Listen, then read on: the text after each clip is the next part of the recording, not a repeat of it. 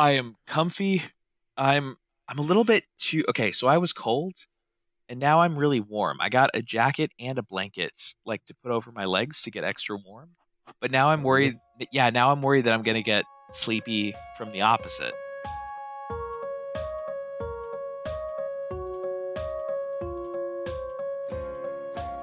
Like instead of Yeah, being I too would have just cold. gone with the sweater, no blanket. I know, but I'm like really cold. Maybe I'll toss it off once I get a little bit warmer. Oh, here we go, Tim. I found a game for us to play later I did too actually. on What's yours? Steam. What's yours? Bloons TD6. Ooh. Oh yeah, we had a whole balloons phase, didn't we? We played it for like one day on the phone. That was pretty good. Well, yeah, it was long. It was a long board game day. I found another one that I wanted to try out actually. Maybe for like a, I don't know, maybe for one of the LAN parties. What is it called? I just saw it. Shotgun Farmer. Is that the name? Yeah, Shotgun Farmers. Farmers. So everyone What is has this a, about? so it's a first person shooter and or maybe it's a third person shooter, but Missed shots grow new guns. yeah, looks interesting. What? Yeah, Doesn't even looks make sense. looks funny. No, because the shotgun, because the bullets are seeds that you're shooting at each other. The longer it grows, the more. Yeah.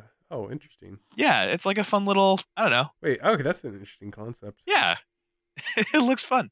Oh, look, he's literally using a pineapple as a pineapple grenade. Oh, there's hats. Oh, there's lots of hats. Oh my. Oh, you can That's ride. actually kind What? of an interesting concept. Yeah, you can ride pigs. You can shoot carrots at each other. I like it. Oh wow, I'm sold. I like it. I'm a Pig fan. riding. Yeah, very positive reviews from everyone who's played it. Looks pretty good. Wait a second. I can ride pigs in Minecraft. Why do I need to buy this game to ride a pig? I don't know. You can also do that. I know I mentioned like crowd control the other day because I was looking into different. Well, they used it in GDQ this year, and so I was looking into Mixer's interactive stuff. There's apparently a big interactive mode for Minecraft on Mixer. Have you seen that? I haven't. No. Yeah, something about like giving other people items and stuff. I don't know. I kind of want to look at it right now. Let me see. Mixer Minecraft Well, I think we're getting off interact. topic a little because I have a question for you. It's kind of important. Okay. Oh, you wanna start? Okay, we'll start. So Sorry. so we're both in agreement that hot dogs are not sandwiches, right? Oh God, here we are again. Um, yes, yes, that's yes. Okay. And I'm with you on that. They're not sandwiches. However, would Uh-oh. you believe me if I told you Oh that no. the hot dog I was eating earlier today was a sandwich? Ah, so were you out of buns and just like sliced it, like sliced them down the middle and stuck them in the middle of two pieces of bread? Is that what No, No? no. What'd you So what'd you do? what happened is I just grabbed some hoagie rolls because they looked like hot dog buns, Yeah. and I realized that this wasn't going to work too well for hot dogs because they're going to roll off the bun and such. Hmm. And but sorry. Anyway, the important part is that I'm not sure what defined it as a sandwich yet, but I think it was the way I was eating it. Because I wasn't eating it from the side. I wasn't eating it like you would eat a hot dog. I was eating it more like a regular sandwich. Like you just hold it with the bread on the top and the bottom. I don't even. I wasn't ready for this question, Jake. Oh, It's a heavy one, I know, oh but man. it's been kind of bugging me. Did we go over this? I don't remember if we mentioned this question in the podcast. This wasn't on the podcast. Oh, it wasn't? Okay, so we should go over it a little bit. Um, Well, what more needs to be said? Is a hot dog a sandwich or is it not? I know, but I feel like wasn't there like multiple lines of reasoning and like arguments we came up for pro and con? Because like I was arguing with I was arguing with multiple people. I think I had like five people that I was having this conversation with, and everyone was coming up with their own definitions of like what makes it those different things. And I don't know. Honestly, maybe it's just because I'm getting a little bit older, a little bit wiser. I don't know how like okay, so if it's not a sandwich, then what is it? Like it's a piece of meat enveloped in like a wheat kind of product and everything. So Well, if I think it's its own category entirely. you think so, Can it be that? Yeah, I don't know what that category would be called, but I don't think it's a sandwich category. Yeah, it's a tricky situation Ugh. because I was holding it like a sandwich and eating it like a sandwich, and the bun wasn't connected. It was two separate halves entirely. Hmm. So is it the bun that defines it? Is it the fact that it wasn't connected and it was two separate halves? Is it the fact I was eating it with the bread on the top and the bottom of the hot dog and holding it and eating it like a sandwich?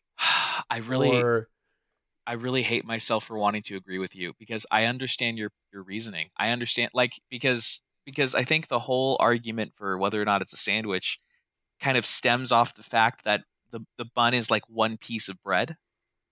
Like it's just yeah, one solid thing. But you know what? No, that doesn't. No, no, no, no. I know that we went backwards on that reasoning. I know there was some argument about this because you'd have to re-go backwards to submarine sandwiches and reclassify them because that's on one single piece of bread. no, that is true. But however, the big difference is that typically sub sandwiches are connected on the side.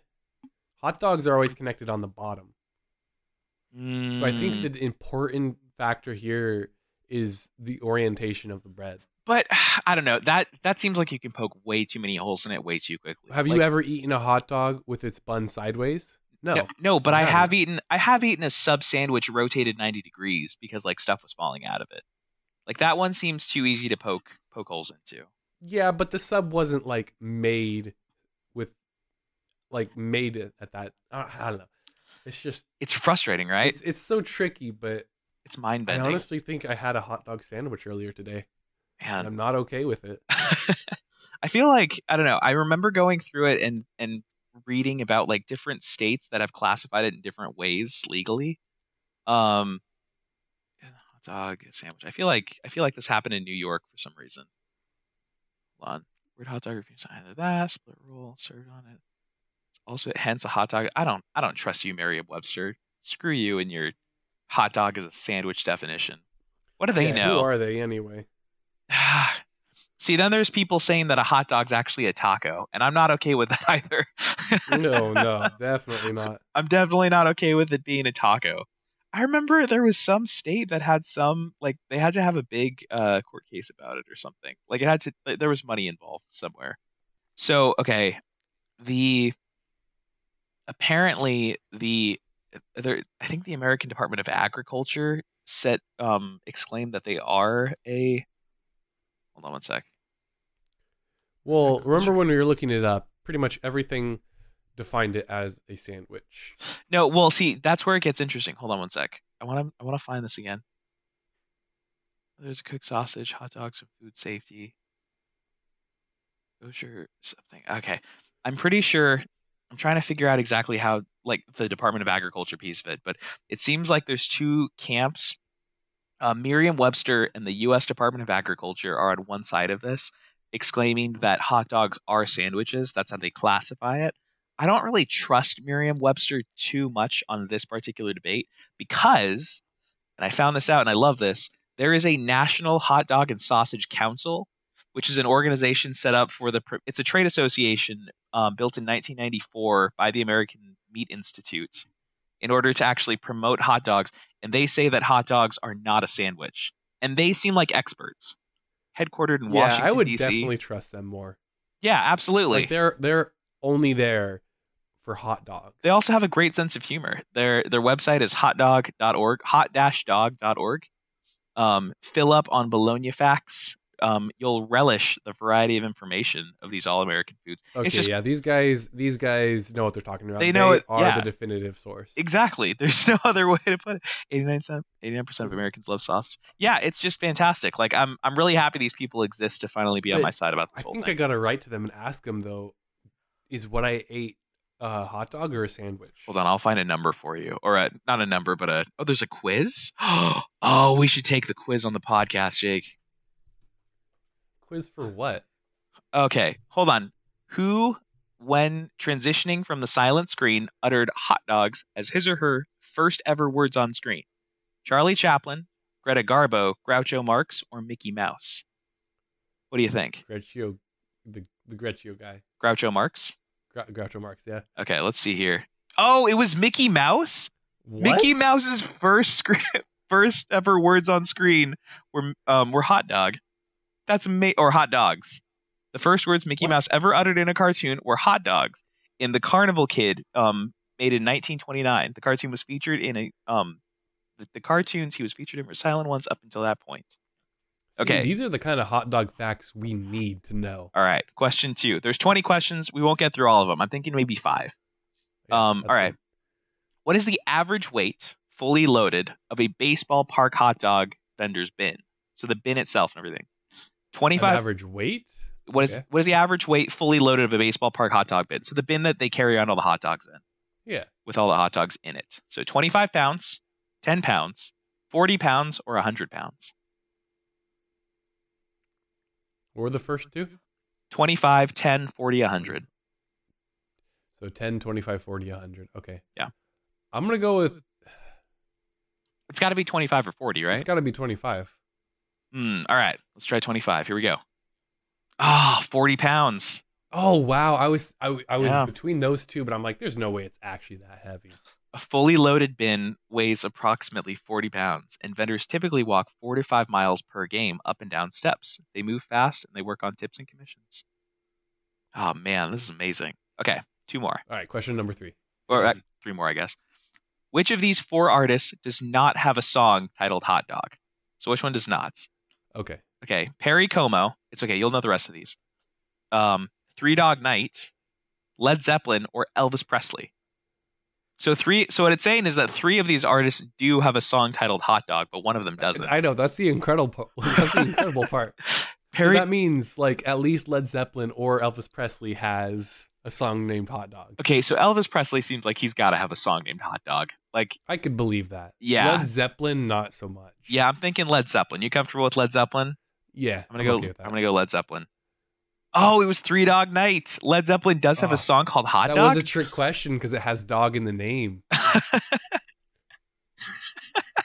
Led Zeppelin Hot Dog. I gotta see this now. Hold on.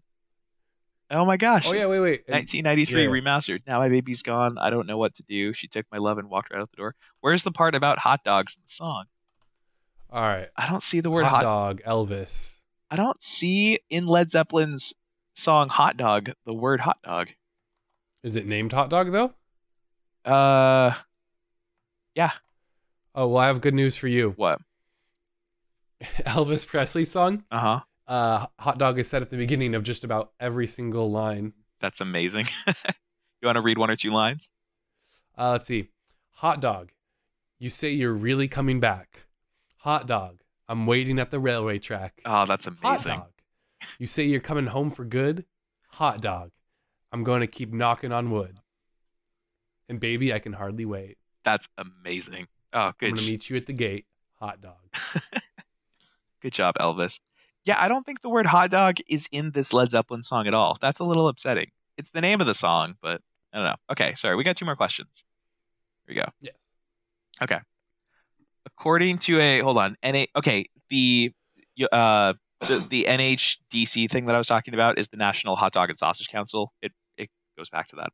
According to a NHDC DSC, the National Hot Dog and Sausage Council poll, which player, past or present, would win a virtual hot dog eating contest? Babe Ruth, Tommy Lasorda, John Kruk, or David Ortiz? Now, I'm pretty sure you don't know any of these names. You might know Babe Ruth. David Ortiz sounds familiar as well. Aren't those Okay. all just baseball players then? Yes. Okay. It's saying which one would do it the most. I think this is kind of a blind one because I don't think either of us are going to know. I'm going to go with Babe Ruth though, just because he seems like an MVP in the hot dog eating world. I don't know. Just because he Really? was good at baseball doesn't make him like a good hot dog. Wasn't eater. he like portly? Babe Ruth. Didn't he have like a big belly and stuff too? Yeah, he's I'm not- yeah, he's got like this chubby face. This guy looks like he eats a lot of spaghetti. Like a Okay. lot of well, spaghetti. that's spaghetti though, not hot dogs. I know, but like it transfers over. I don't know. All right. We can go with Babe Ruth. I'm going with Babe Ruth. Babe Ruth is correct. The great Oh, nice. The Great Bambino crushed the competition with 42% of the vote. John Crook finished with 17%. Yeah, legend has it, Babe Oh, Ruth. so it was just a poll then. It wasn't even based off of anything. Hold so I feel like since Babe Ruth would be the most popular. Well, hold on one sec. Legend has it that Babe Ruth gorged himself on a dozen to 18 hot dogs before blacking out on a train ride in April of 1925.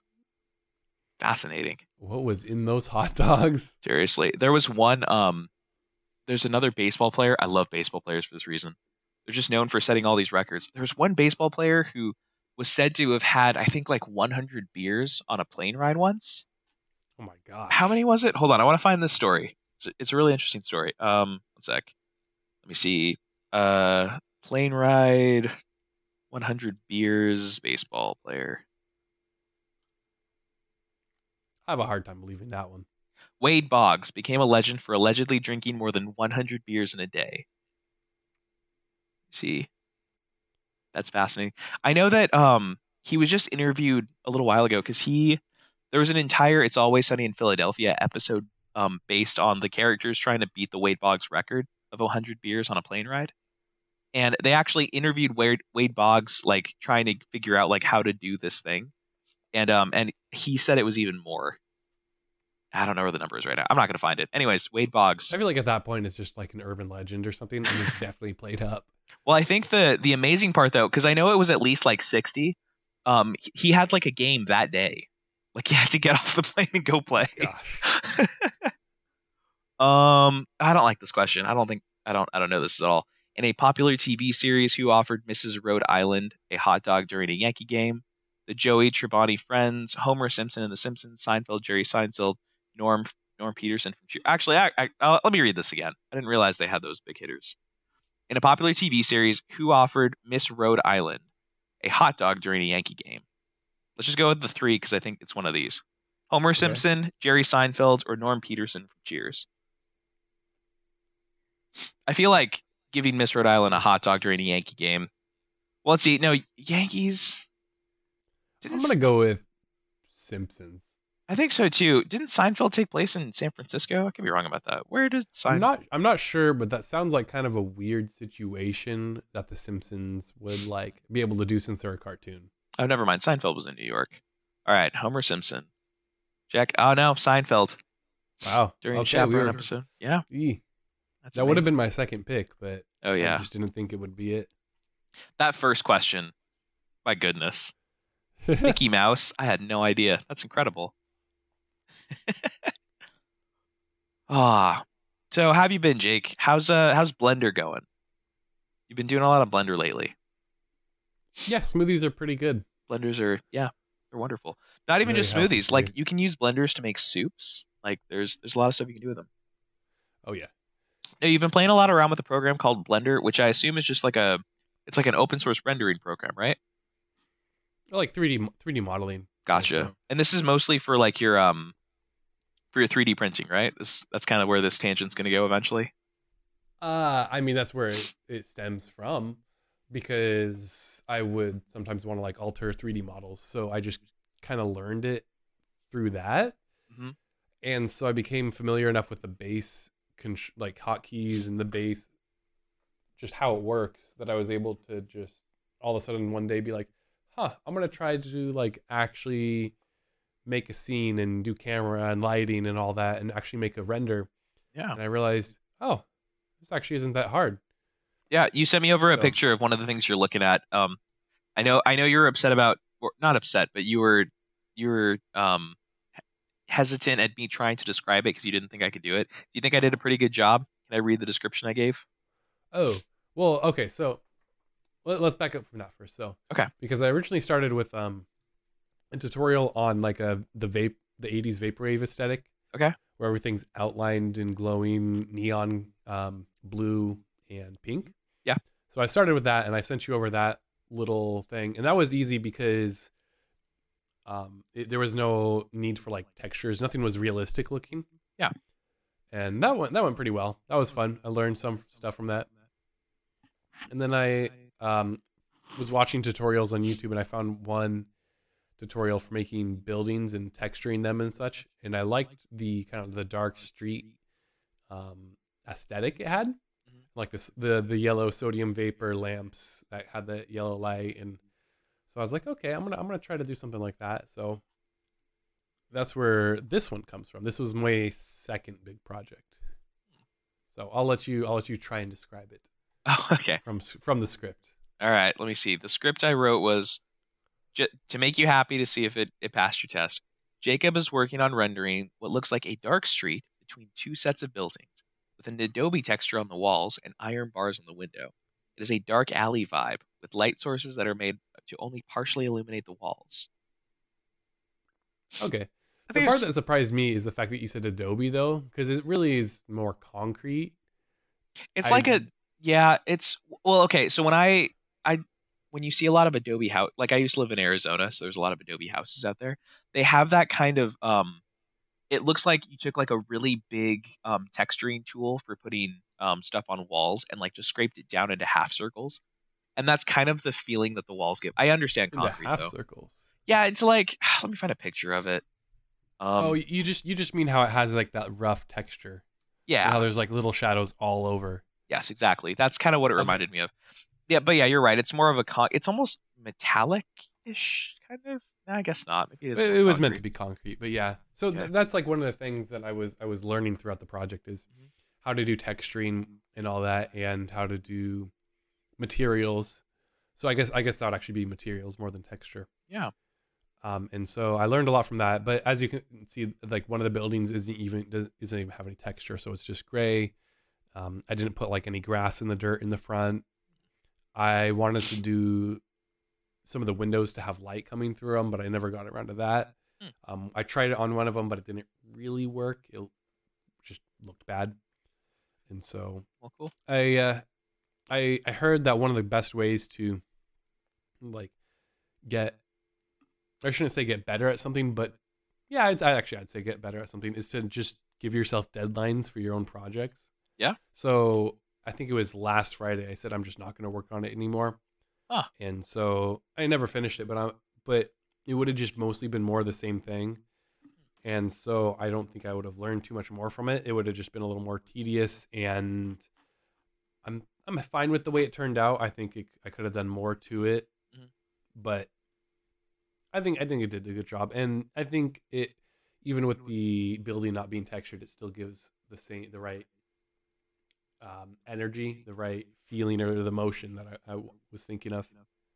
So has your curiosity been somewhat satisfied, or do you think you're gonna keep rendering and keep building that skill?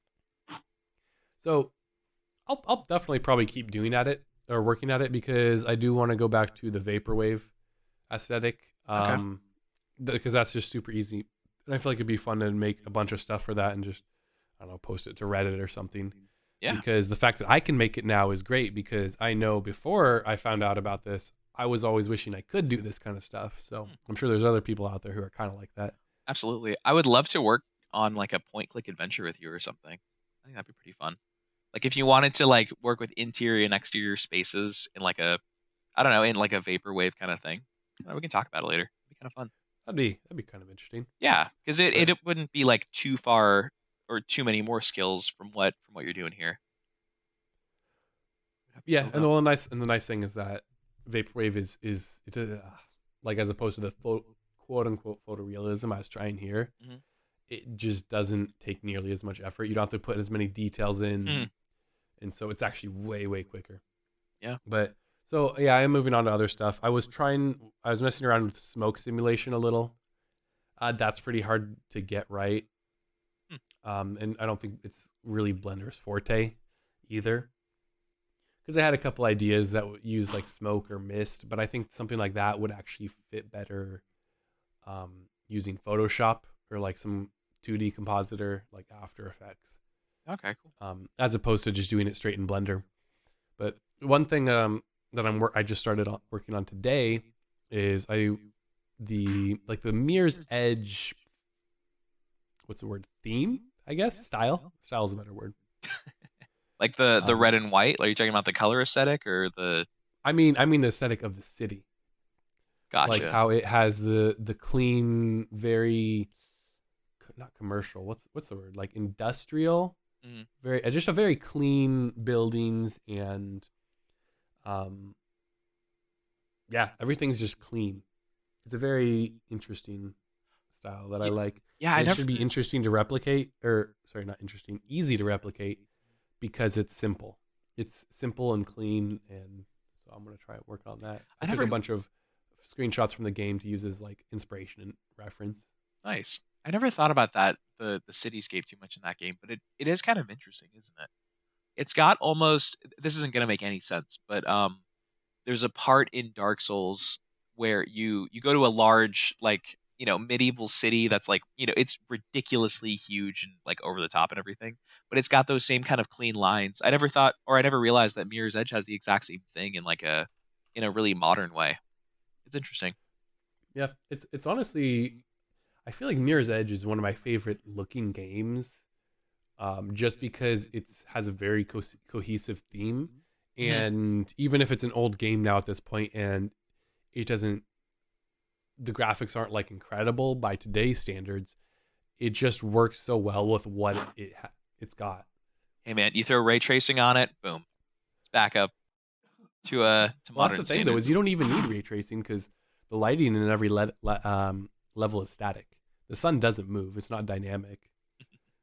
So Yeah, it's a always cool found looking that kind of game. interesting. Well, cool. Well, I'm glad for the update. I'm glad to know what's going on in your life with the Blender stuff. It's interesting. I'm seeing you kind of build up all these skills that are like somewhat related to one another, but I know that you don't know really how they're going to come together for you. I'm just interested. I know, right? It's like at this point now, I feel like I could see myself working on this for like a couple months and starting to build up a portfolio, and then Hmm. actually making this my job. Yeah, So I absolutely. don't know. I feel like I'm kind of all over the place, but one of the things I do like is that it is kind of a more technical way to do art, Yeah. and so I'm really enjoying just having this creative outlet that actually kind of aligns with my tendency to do technical stuff like programming, 3D printing, and more technical hobbies and all that. So, Nice. For Christmas, I got Emily. I was a little sneaky with my gift for Emily. Um, oh, actually, I don't think I've heard what you got her. I wanted to get her. Okay, so she's been really enjoying my Switch. Like she's been really enjoying my Switch. I hadn't seen my Switch in like 6 months because after Stardew Valley, what did she play? I don't know. It eventually got onto Luigi's Mansion 3, and she loves Luigi's Mansion 3. She thought it was one of the best games she's ever played. She just went nuts with it. So I was like, okay, I think it's time to get her a Switch. There's a new lower cost one. We're kind of known for giving big gifts to each other each year. So I was like, okay, this is like $200. It's in the range that we normally get each other things. We save up for a little while to do a nice Christmas with one another. Yeah. So with it, I was a little sneaky and I got a copy of both Pokemon Sword and Shield so that she could play one and I got myself a game for the other one. I just let her pick which one I got.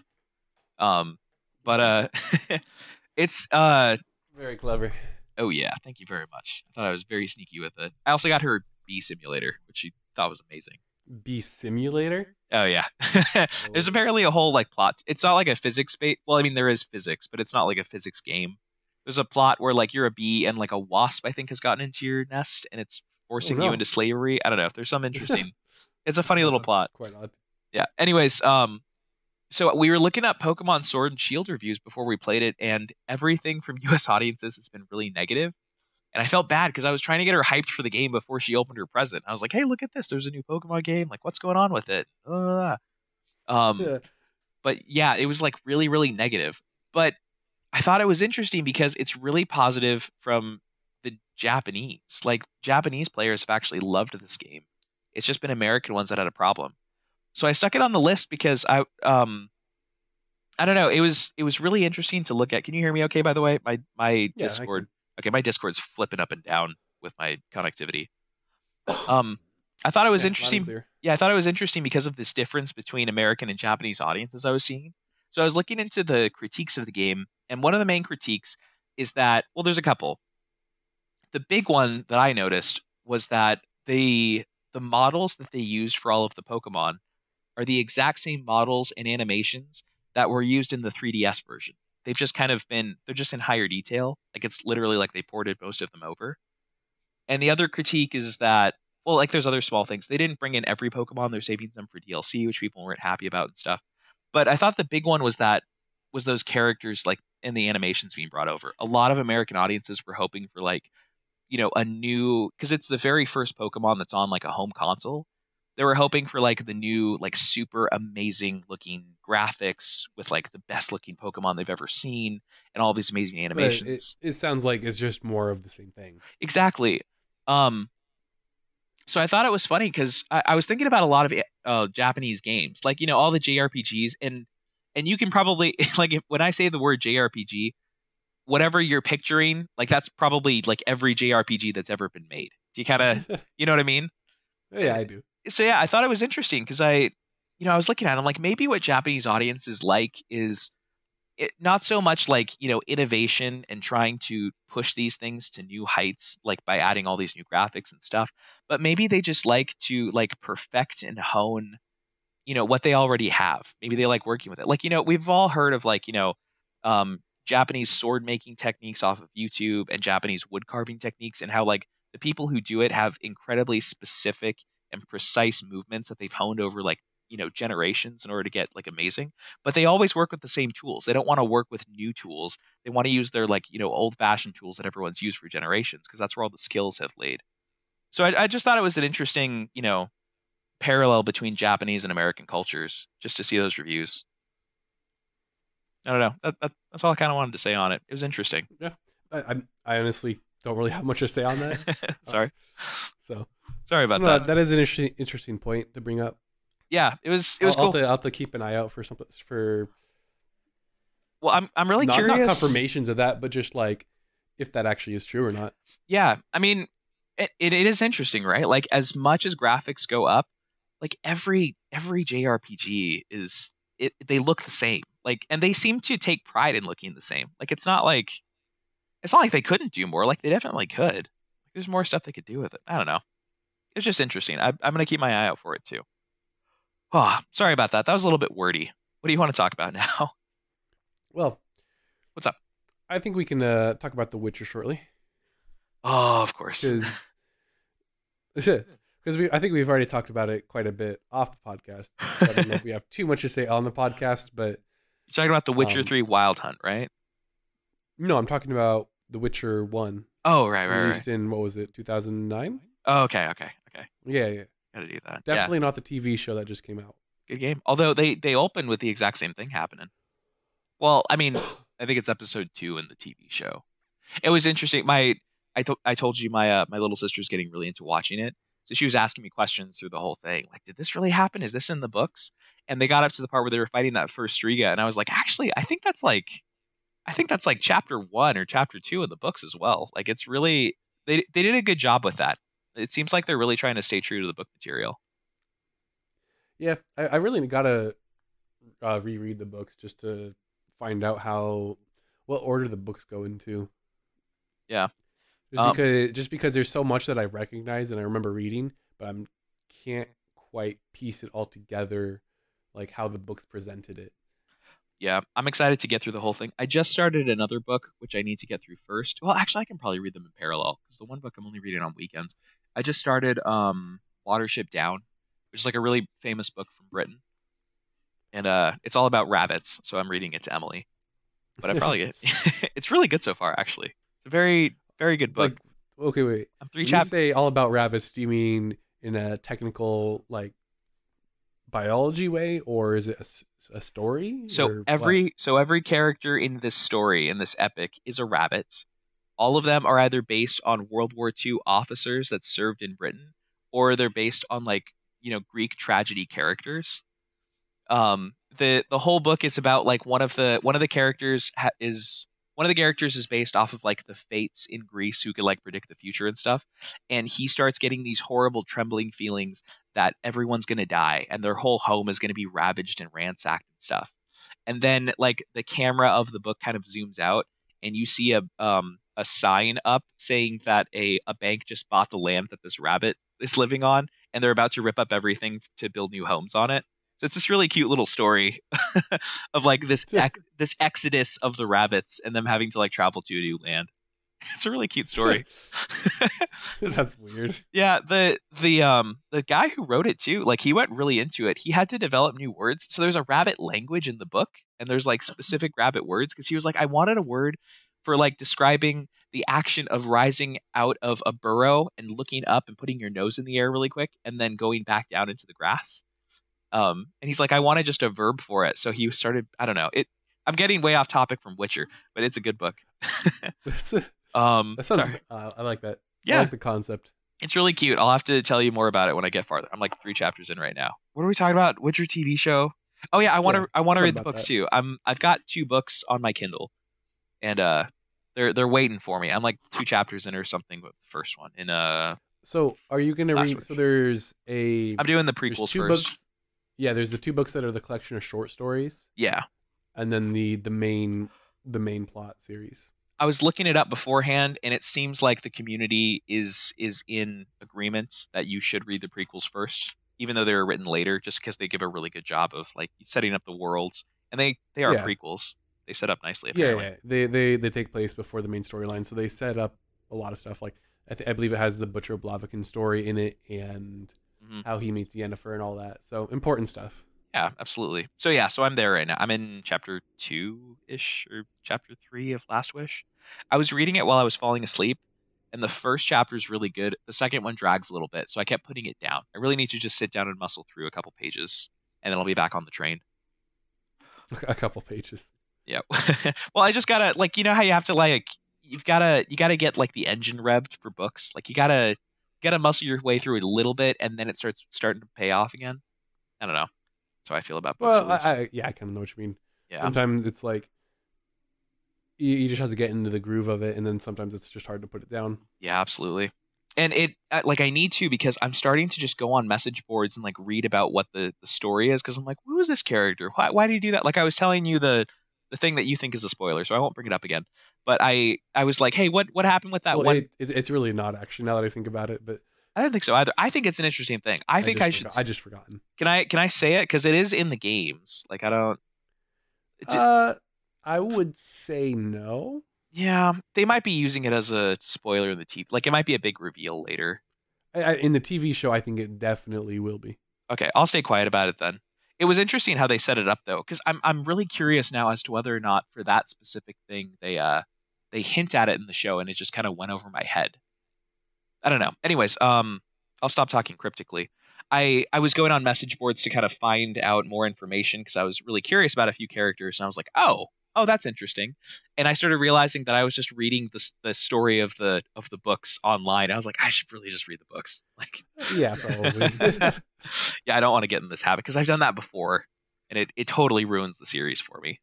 Yeah, it's kind of surprising that like you're just starting to read and you're already like looking up about where else the characters have been Oh and yeah. such. Oh well, I started reading the books. Okay, so I hit this. When was I doing it? It was during summertime. So during summertime, I was looking for a lot of stuff to read, and I was really enjoying some of the stuff. I got into the Sandman series a lot, which is a I don't know if it's a graphic novel or a comic. I don't know. It was done by Neil Gaiman, the guy who did like American Gods and Norse mythology and stuff. Oh yeah, yeah. And I remember you telling me about that. yeah, and so I was on a big kick with him, and I was like, I wonder how the Witcher books are because Jake keeps saying they're good. I loved the video game. The story I thought was amazing. So I picked him up during summertime and I read a bit, and then I got caught up with a few things that were happening. Um, so I never got to finish them. But then now that the TV series has started, I'm back into it. Like I'm all about Witcher, right? I mean, I think everyone in the world is right now. Yeah. The first season was so good. But yeah, I'm now reconsidering like reading them and stuff. So it is now open on my Kindle again for the first time in a while. I'm happy about that. Nice. Yeah. All right. So the actual show, it's really good. Yeah. Very, very enjoyable. It's really, really good. I think it's probably safe to say that we can talk like generally about what the plot of each individual episode is without giving away too much. Um, but what was your favorite episode? Huh. What do you think they did the best job with? Ooh, that's a tricky question. I mean, it's already been like 3 weeks since I've seen it, so details are starting to get hazy. Which one I think I sticks got to out? rewatch it. Well, we're in the process of doing that. I'm on time number 4. Um, God. Here, actually, I don't think I can answer that off the top of my head. Yeah. If I'm gonna answer it, I'm gonna need to look up a synopsis of each episode. Okay. Well, let's stay away from that. How about favorite character? So, who do you think does the best job portraying um an individual? Like, what do you think Oh, I about? mean, I think most people are just perfect for their roles. Yeah, they did a great I job with him. mean, Henry Cavill does a great Geralt. Yennefer is great. Siri, uh, I mean, Still haven't mentioned my favorite in one. terms of looks, I think she does the job. But For like we were talking about last night, they do it. I think they portray Ciri's recollections of the burning of Sintra Mhm. differently than she does in the books. Because in the books, like I was saying, she's remembering them through nightmares, Yeah, and so it's something she has to grow up and face, and get over those nightmares. I But want in the to. books, or sorry, but in the TV show, it's just first episode. It's just straight up showing you what she went through, Yeah, even if it was traumatic for her. I, It's just it's all in broad daylight. I want to say they hinted that a little bit. I remember vaguely talking to Emily about it when I was watching it, saying like, "Oh, it seems like she has severe PTSD from that event." Like, obviously she would, but it seemed like they had given her. I think they at least touch on it a little bit in one of the episodes. Like, they have some funny flashback and she screams when she wakes up or something like that. Yeah, it they definitely do show that in the show that it's haunting her, Yeah, but it's just still kind of odd for you as the viewer or with the books as the reader for that there to be that difference. yeah. But it probably just makes for a better TV show. I'm really hoping that the writers sat down and had a good look at the script and was like, okay, here's what we could do season one, season two, season three, and season four. Like, this is how we'll set it up. I get the feeling that that didn't happen for like the Star Wars trilogy, like the new Star Wars trilogy, say. Um, and I'm saying that because like the way I would have shot it is I would have like done exactly what you're saying, like series having flashbacks the whole time and stuff. And then like in the last season, the season starts where you get to see the whole burning of Sintra. It's really interesting they started the series with that because that's like a big deal in every like So that's what kicks off everything. yeah, it's interesting because they have those three different time congruent timelines that are in like decades apart, and then they Yeah, kind of all come to a head, and they at the end of the season, everyone's all cut up on the same timeline. yeah, and the focal point is kind of Sintra, like it's mostly Sintra. Yeah, so it would have been interesting to see how they would have restructured the show to Hmm. accommodate for that Yeah, on it, because it actually would have been pretty interesting then to have more of the stories of Geralt just doing Witcher contract work hmm, for the first half of the season, and then the main storyline gets up and builds up. But at the same time, that might be kind of boring and not hook as many people as it has. So yeah. there's I, probably trade offs you have to make. yeah, I'm just there was so much stuff that oh, that's not good. Um, sorry, just a friend. There was so much stuff that happened in the first season. I'm a little worried they're not going to be able to keep up the same pace for the rest of the series. Like I hope they will.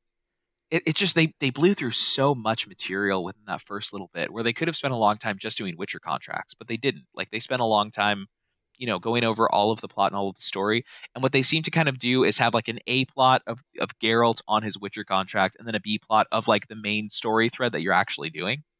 Um, Yeah. I just hope there's enough of that to keep it going. I don't know. I wouldn't mind a lot of standalone episodes of Witcher contracts. Like my favorite through the whole thing, at least the one that sticks out in my head the most was the dragon one, the episode that revolved around dragons.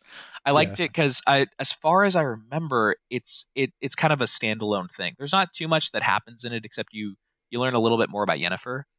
Um, but I really enjoyed that. That's what I pictured when I thought of like Geralt Witcher contract episodes. Like that's what I was thinking was like just that. Yeah. Um. Oh shoot, what was I gonna say? Oh, I'm sorry, I talked for a little bit too long. No, you're fine. Oh yeah. So I don't. They obviously still do have more than enough material left for multiple seasons, Hmm. but I believe the later books do feel a little slower, Hmm. just because, for example, Ciri isn't with Geralt for the whole time, and he knows where she is. She's with um I I mean, don't know, like this sisterhood, and yeah. so she's like getting like an education and stuff, Mhm. and so I don't know how they're gonna like do that in the TV show with it being like quote unquote exciting, but I guess technically they did have that with Yennefer, Yeah. where she was just learning and she was developing and growing. So Maybe that's the reason they'll go back and forth and everything. Maybe that's what they're trying to really set it up as, where like the whole show will kind of be based around an A and B plot thing. So, if Siri takes a really long time to get through the College of Mages, I feel bad for ruining that for people, but if Siri takes a long time to get through the College of Mages, maybe what it'll do is it'll just show a little bit of Siri each episode and just like what she's up to, and then just do a Witcher contact with Geralt. Maybe that's what they're trying to set it up for. the wow, what mages? Hmm? You mean like the one Yennefer went through? Yeah, something like that. Well, that No, like it's not. not the same thing. I It's like a sisterhood, like a nun, see more like a nun. you're spoiling it even more, man. Even more. Well, I had to correct you because you were the one giving false information. Well, I thought she was either trained by Yennefer or something. Or I don't know. I'm saying too much now. I gotta stop. It's okay. We can talk more. We should talk more Yeah, about it's it funny because off. I do want to keep talking Those about that, but yeah, oh, probably good not to. it's super fun to talk about. But yeah, yeah, the people who are TV show people are definitely not caught up to that part. I got some people very upset with me when they were watching Game of Thrones. And I was like, "Oh, I'm excited because I think this thing happens in this season." They're like, "What? What do you mean that's happening this season?" Like, "Oh, it was bad. There was a couple very bad spoilers in that." Oh man. Um oh yeah, I wanted to mention with it my favorite is definitely Jaskier. I thought Jaskier was fantastic in it. Um he was my favorite for a couple reasons. I like him because he's really Americanized. I think I feel pretty safe saying that. Like Jaskier in like I obviously haven't met him in the books and everything, but I kind of know his basic personality and stuff. He's a bard, he's a womanizer. He gives me kind of the vibe of like Captain Jack Sparrow. So do you remember in Pirates of the Caribbean whenever Jack would walk into like a pub or something and like he just gets slapped by women walking past him? Do you remember that gag Sorry, that they have? he would get what by women? Oh, I'm sorry. I'll say it again. Do you remember when Jack in Pirates of the Caribbean would like walk into like there's a scene in Tortuga in the first movie, and the women just start coming up from the courtesans, and they just keep slapping him in the face because he's apparently wronged every Oh single yeah, one of yeah, them. I That's remember that. That was a yeah, good scene. that's kind of what Jaskier's always reminded me of. Um, Yeah. I Well, I like mean, there is that one episode where the whole reason Geralt is with him is because he needs protection because oh totally yeah. he did things. I'm really curious though, or I'm really enjoying the way they're portraying him in the show because he's not exactly that. Like he obviously still does things like that. His motives are definitely different. And I saw an interview a little while ago where he was talking about the actor who plays Jaskier. He was saying that he kind of wanted to do a different rendition of Jaskier because he thought like the womanizer Casanova thing was so overplayed. So instead of being just a normal womanizer, in the show what he's trying to do with him is make him kind of into a puppy dog where he'll look at a woman and be like, I love you. You're the most amazing thing in the world. But then like she'll walk out of sight and he'll lock eyes with another woman and be like, no, you're the one I love. You're the most amazing thing in the world. And so he says it's really fun to kind of play with that. But I really loved how he did it. Like he is an American actor, so he's gonna bring some Americanness into it.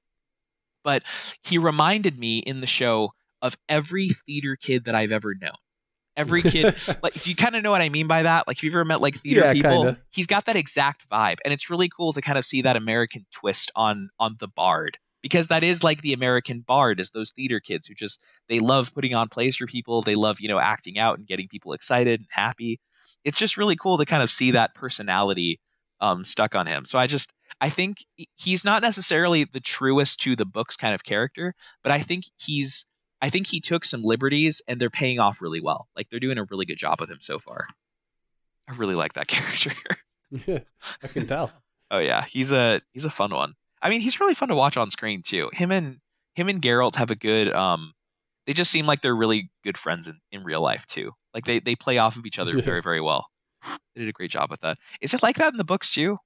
I kind of hope it is. Do they have like a buddy buddy thing where like, one's like the sad puppy dog and then Geralt's just like, God, why are you even here? Like just go away. Yeah, that's pretty close to how it is. I think they are kind of like more friends than at least the first season of this TV series gives away. Oh, okay. They yeah. They get to know each other better. They understand each other's motives, I'm sure. They start understanding Yeah. like who each other are. Oh, cool. It's awesome. Well, cool. I'm glad I could talk to you about that again.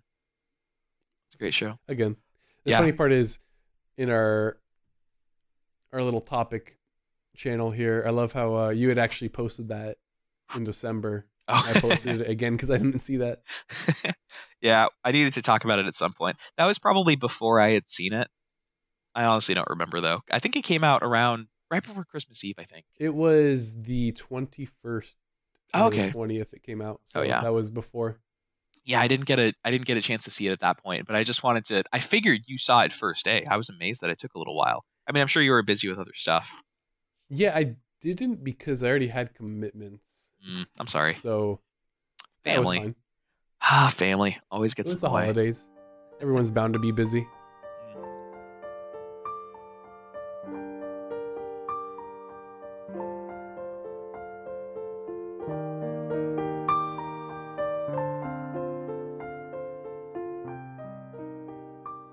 So I'm playing Dark Souls again. What else is new? Dark Souls. Dark Souls is new. Dark Souls is amazing. I don't know, it's great. I just want to talk about it for a sec. I got it as a present from my sister's boyfriend um on Nintendo Switch, and I was really curious about it because it's kind of an intensive game, like graphic wise and everything. So I was really curious as to how they do it. It runs incredibly well on the Switch, and I think this is my first time actually going through it. I so I got so I played Demon Souls and I never beat it. Emily was the only one that beat it. Then I bought Dark Souls and I never beat that one either. Emily got three-quarters of the way through it. I skipped Dark Souls 2. I got Bloodborne and Dark Souls 3, and then the only ones I really ever beat was Bloodborne and Dark Souls 3. Those are the only two games I ever got through. Um, so it's been really cool kind of going back and seeing kind of where it all started. I've got to say, Dark Souls 1, there's something special about it, man. Like The that's first one? yeah, it's a very, very special game compared to the other ones. I mean, I'm pretty sure you've heard this before, but the map is what makes it so incredible because the map is so I don't even know how to it's like a big envelope, like how it works and stuff. The other games do it too, but you can kind of like if you were to look up a picture of like a Dark Souls 3 map, they'll actually do like a flow chart where it's like, you go to this area, then there's a section to go to this area, then there's one to go to this one. Dark Souls 1, what they did was the map is very vertical, and so what it does is it just loops back on itself constantly. And when you think you've gone like a million miles away from your original bonfire, you will find a ladder and it'll take you right back up to it, and you'll say, "Oh my goodness, I'm right here." Like you'll start putting the whole thing together in your mind, and you start building this 3D model in your head of how the map works and like where each door is and stuff. It's just really really cool. It's honestly that's the best part of the game. Like the combat is fun and like beating the bosses is fun. That's not really the enjoyable part of it though. The enjoyable part is going around and exploring this map and seeing kind of where it loops back on itself and how it works. It's just really really cool. They just did some amazing things with it. There's one section where there's a cathedral that you have to get into, but every door to the cathedral is locked. And so you have to leap off the side of a building onto a flying buttress and then walk up the buttress into a broken window. It's just really cool. Um, I don't know. It's worth seeing. I hope that at some point you'll pick it up and get curious about it because it is really fun to see. Honestly, I kind of wish there was just a mode to play it without bosses because it's so much fun to just walk around in.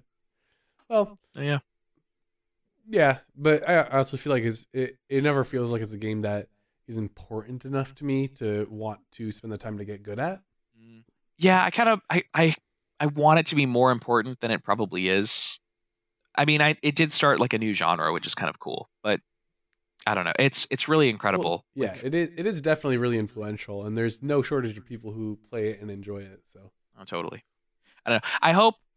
I guess what I really hope for is that there's a new addition to the trilogy. Maybe this next game. This next game actually has a pretty good chance of pulling you in.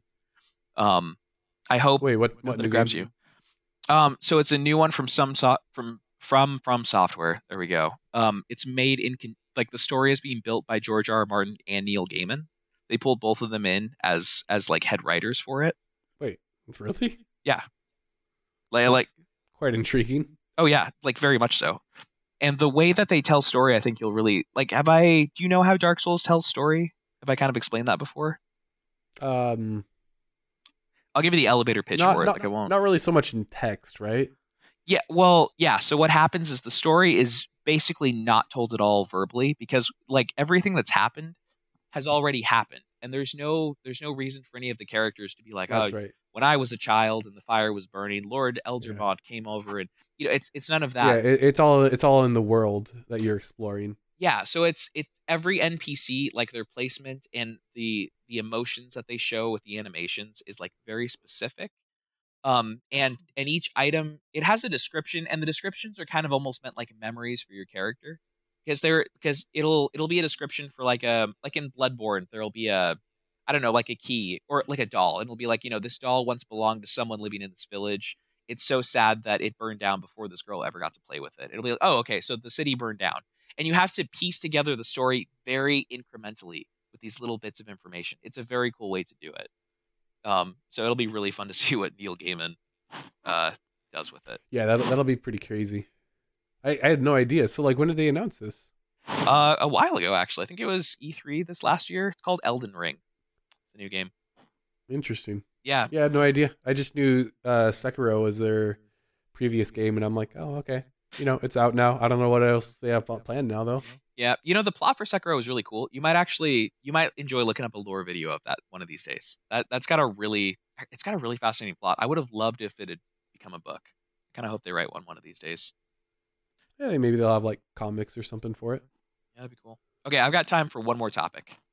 I think that we should do CES 2020 highlights. Eh. No? Okay, so You done? I mean, it just doesn't appeal to me so much. You were just Like talking a I while don't ago that even. we had a ton to talk about with it. Well, can I mention You my know, I'm feelings? saying I'm saying it could take up a lot, but Oh no, it shouldn't take up a lot though. Can I give my feelings on it really quick? okay, I yeah, think you'll that's appreciate fine. it. Okay. That's fine. My feelings is that it was really boring. Did Oh, you? okay, Oh yeah. yeah. That's why I was a little apprehensive then, is because Oh it's totally. nothing exciting to me at all. It It's was like, oh, hey, look, Sony made a car. So what? Yeah. So Sony, actually the Sony car it's the one thing there that I probably would have enjoyed looking at. Um they made there's a new company making foldable smartphones, and what they did was they built a tree for CES where each leaf was a foldable smartphone, so they were like leaves like billowing in the wind. um that was kind of cool. There wasn't much. I know that the two take homes I remember were it was the Sony car just because it looked futuristic. Actually, I want to mention that for a sec. But anyways, there's the Sony car, and then there's a new toilet that recycles the toilet water back into it, so it's like a really really green toilet, which was actually a pretty cool like invention. I hope Yeah, people that's start actually using that's that. that's actually kind of interesting. Yeah, I wonder how quickly it can do that. yeah, it was interesting. The Sony car though, it's really funny because we're starting to kind of hit this. I don't know. We're in an interesting place in society where, not in society, but like in technology where, like really amazing looking tech is actually some of the cheapest stuff we can get now. Like if you want something with a million screens, screens are not expensive anymore. And so you can put them everywhere. And so Emily and I were looking at the CES roundup, and we were looking at all, because I don't think Sony was the only one who brought a car there, but all the cars were like, hey, listen, by the way, it's electric, and there's screens on the back of the seats. The whole dashboard is a TV. They stuck a TV over here. It was just ridiculous. Like all of the cars, they were just screens absolutely everywhere, and we were looking at it. We're like, why would you use any of these? Like we didn't see a point. I'm like, okay, you could use the middle dash panel makes sense and everything. You can use that for all of your stuff, and you can toss different aesthetics on it to it if you want. But on the backs of the seats, like having TVs up there, like because I know that was a big luxury feature a few years ago. But You're nowadays, like 10 years ago, yeah. yeah, okay, so that feature for a car probably will make the car cost an extra $2,000. But if you're doing this for your kids, you could just buy them an iPad. Like Yeah, people are gonna have smartphones and stuff exactly, that they can watch stuff on. yeah, so there's no point to these TVs anymore. Like I don't get it. But then I wanted to mention one more thing because I had an idea. And here's my $1 million idea for a company that I want your opinion on. All right,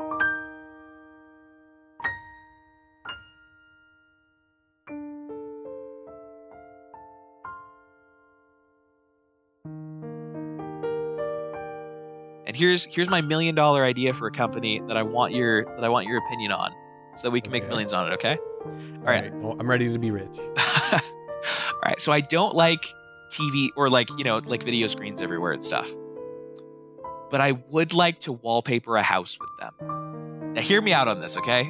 All right. So Hmm. okay, so it would have to have a couple things. First of all, it would have to be incredibly um not so much durable, but easy to cut up. So like it would have to like function as a literal wallpaper where you could like roll it onto a wall, and then if there was like a section that needs to be cut out, you could literally snip it out, and the computer, whatever it was hooked up to, would kind of be able to auto update and be like, oh, okay, so this is no longer part of it. We won't display any pixels there. We'll just kind of work around it. Um, and you'd have Okay. yeah, and you'd have to use the same thing for like if you wanted to nail something into the wall, like you'd have to have that. So if you were able to do that, and if you were to make this just a little bit durable, I think this would be amazing. Because right now, it takes like what is it, like $200 or $300 or something for the paint to just, or not, maybe not that much, but it's like at least $100 to just like re-roll paint onto your walls to change the color or something. And it'd be really cool to like change it for like Halloween parties and Christmas parties and stuff. I don't really want like TVs everywhere. Like I think that would be kind of cool, but like whatever. Like I like the idea of like being able to change interior spaces. That's the only reason I could see like using screens like everywhere in any kind of environment. I really hate the little tablets. So what do you think of my idea? It has a few shortcomings. Okay. Um, I understand the concept of where you're coming from because Yeah. they were demonstrating like, oh, check it out, it's a TV that rolls up. Like, Hmm. okay. But I would say you could already sort of do something close to what you using just LEDs. It wouldn't be nearly as much detail like as a TV. The pixels wouldn't be nearly as small, but you could already do something pretty similar to that. Hmm. Because I know there are like LED strips that you can cut at any point between the LEDs and still work. Interesting. Um, Well, I hope I so. would say the biggest issue would be that if you want it to display a color, it's going to be putting off light. Yeah, that was the big So thing. You don't yeah, want that at everywhere's all, just going to be bright, and it's not going to be um, like light from a light bulb reflecting off your orange wall onto your carpet. It's going to be right? producing its own orange light, and it's going to make everything look weird. Yeah. I That's was definitely one of the weirdest fe- features, I guess, of it. yeah, I was considering that a while ago. I was like, maybe you could do it out of e-ink, but then you couldn't like have fun with it at all. I don't know. I don't know. But Yeah, I it's a concept that I think definitely won't be viable for a long time, and it yeah, definitely won't be in demand except for like in really high end stuff. it's really too bad But because oh, I'm sorry. Finish your thought. sorry, but I just was gonna say, I definitely think it's something we will see like in super high end homes and all that. Yeah, I liked the idea because it honestly got me thinking more about the other topic that we're not going to get to this time. But I've been building a like a little server in order to store information on in my house, and I know that you've done the same thing with a lot of your stuff. But it got me Hmm. thinking that if you were to do that with all of your walls and stuff, it would kind of necessitate a some kind of centralized computer to be able to control it, which might as well control your smart devices, which might as well hold like family information. So it would kind of be interesting to like give hearts kind of, or I'm sorry, not hearts, give homes a hearts, like give it actual memories. Like if you could store all of your family photos and stuff into the house itself in whatever computer it's using. I just thought that was kind of an interesting idea. Like there's probably a market for something like that. Like a centralized database for each house. It just got me thinking about like, computers for households and stuff and kind of how we use them. Yeah, I'd say the one problem with that, and the reason it won't work nearly as well as we could envision in Get out. practice, is that it's just whoever makes it is going to be proprietary. It's going to be like you're like, oh, which might be like, oh, which protocol do you want for your walls? But oh, that doesn't work with the phone you have now, so now you have to get a new phone. It'll just be a hassle in that sense. I Gotta throw think. me back into a dystopia, don't you? I don't know. The Like, worst kind of dystopia. well, like, I mean, if you could get, I think it would depend on who was making everything. Like, if the wallpaper stuff was made by like Toshiba, you'd be fine. it's made by Samsung, you might have an issue. I don't know. Yeah, well, see, that's what I mean though. Is it doesn't matter who makes it so much, so long as they all agree on protocols. But it's Mm, the reason why you have like proprietary bloatware on your Samsung and your Motorola and your Sony phone and all that. yeah. It's why Samsung thinks they need to make their own phone app instead of using the default Google one, is because and so they all run basically the same hardware, but their software is all different, and so they don't all work necessarily, or they aren't all compatible necessarily. Mm, all right. So that's my reservation about the whole thing. As cool as it does sound, Oh yeah, but that it's also then is a single point of failure. oh If totally. someone wants to hack into it, then it's your entire house. That's fair. It's just been a fun thing to kind of think about and everything and how we could kind of I don't know, like I've been more I've just kind of been falling in love more with the idea of having a home server and just kind of thinking about like why doesn't everyone have a home server? Like this it just makes a lot of sense. Um I don't know, it's been fun to dream about. I'll be happy to share more dreams that I have with you later though. Yeah. Okay. And I'll be here to crush them for you. I gotta go and do something, so I gotta sign off. It's been nice talking with you, Jake. Yep. Yeah, thanks so much. I think this was a pretty good podcast Yeah, I think because it we've is covered too. a lot of ground and it's only like an hour and 12 minutes. Yeah, this is incredible. Yeah, I think it's gonna come out really well.